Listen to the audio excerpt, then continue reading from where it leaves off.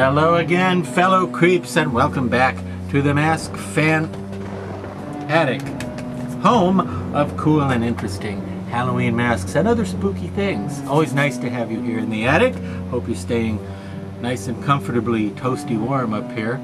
Tonight's mask is kind of an oddity, kind of an odd man out, kind of a weird, well, I don't know too much about it. Maybe you know more about it than I do, but I thought it was worth mentioning. So for what it's worth, this is the Moss Walker. That's right, not mouse. No, that would be M-O-U-S-E. No, Moss, M-O-S-S, like Kate Moss. Yeah, this is the Moss Walker. And, well, it's based on the television series The Walking Dead from AMC. And how do we know that? Well, there are no markings on the mask in terms of anything sculpted in. However, if you look inside, you turn it inside out just a little bit, and you look inside, and you see a rubber stamp that says The Walking Dead AMC inside the bottom of the mask right there. The interesting thing about this mask is that it was a Spirit Halloween exclusive, which means it wasn't available anywhere except the Spirit Halloween stores during the Halloween season of 2014. And I was surprised to see it. Now, I know a number of okay Walking Dead licensed masks were made by Ruby's Costumes a couple of years before this, and then some really good ones, some better ones, were made this same year by Trick or Treat Studios. But this guy was not previously released by either of those sources. He was a Spirit Halloween exclusive.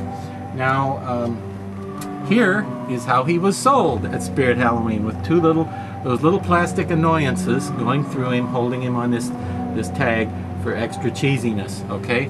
And the interesting thing is, in addition to your predictable logo here, AMC, The Walking Dead, based on the hit TV series, blah, blah, blah, blah, blah, it says right on the front of the tag here, for all the world to see, sculpted by Greg Nicotero, co-executive producer and special effects makeup designer.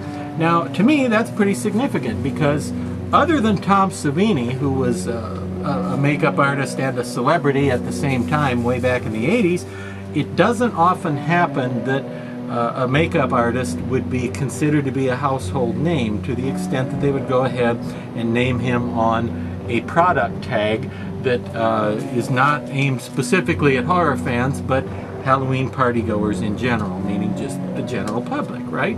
So it's kind of cool that Greg Nicotero is thought to be enough of a household name that they want to put that right on the advertising, and they assume that will mean something to people, you know, because ordinarily it's only die-hard horror fans and big zombie fans and fellow makeup people who would know something. Oh, Greg Nicotero, yes, I've heard of him, but I wouldn't think the average you know, Joe Punchclock and Sally Housecoat would have heard of Greg Nicotero. But the people at Spirit Halloween think that people would have heard of him. So that's really cool. That's kind of a big step forward for respectability from the masses, I think. And it says right on here, sculpted by Greg Nicotero, blah, blah, blah, blah, blah. Now, here's the bad news. Can't all be good news. Not every story in the attic is a happy, but the bad news is made in China. Now, I don't know how long this will last. I have not had good luck over the years, traditionally, with masks made in China. Masks made in Mexico, yeah. Masks made in China, it varies a lot. So let's hope this one will turn out to be one that will, you know, continue to look good for a while. And good, can I say look good about a thing that looks like this? Well, you know how I mean it, right? Sure. Good and rotten, good and disgusting. Just like you like it, baby. Now, I did do one thing to him. I cheated a little. I cheated just a little. I know. But listen, I didn't do anything really fancy and extensive and anything time-consuming. I wanted to do something very simple in a way that any idiot could do. So, because I didn't like the way the teeth were painted. The teeth were painted in such a way that it looked like they took a white paint in an airbrush and just sprayed a white line across both rows of teeth. Well, the teeth don't look separate that way. They just look like a big white streak across them.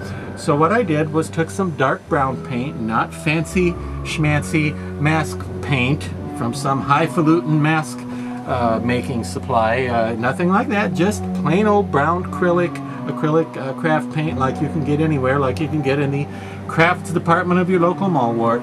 Just took a little dark brown, threw it on there, and what I did was squirted it on with an airbrush, but you don't have to do that. You could just use a sponge or your finger or anything. Smush some paint, some dark brown paint into the teeth, and then I immediately picked up a moist cloth that I had nearby and rubbed it across the teeth as though I had mistakenly put that dark brown on there. That's how you do rub out type paint techniques, is you put the paint on and then you go, whoops, I didn't want that to be brown, and you wipe it off. And what happens is you don't get it all wiped off. You wipe off the outermost surfaces, which in this case would be the teeth, but you get a little of the dark brown hanging on in between the teeth. So that's what I did, just to give the teeth a little definition, and that's all that is. That's plain old acrylic craft paint, thinned a bit with regular water, and then you know, like I said, quick, very simple, very amateur, very easy to do kind of rub out just on the teeth, just to make them stand out a little bit. And it did make a big difference, I think, in the overall effect of the finished mask. But strange thing, this, I did not know it was coming out. My friends in the mask collecting world didn't seem to know about it either. Just we went to see what they had at Spirit Halloween in 2014 October, and they had this guy. And the retail price on this was $29.99. I don't know if you can see that. I lucked out on this one. I got one at an after Halloween sale and it was half off, so I got one for 15 bucks. I probably should have bought 1,000 of them and resold them, but I didn't. I bought one, and here he is.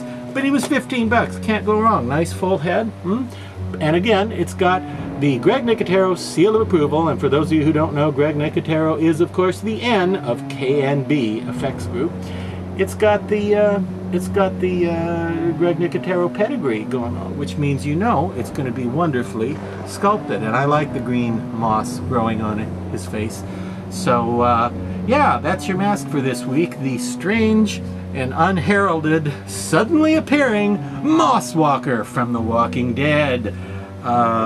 Presumably no relation to Carrie-Anne Moss.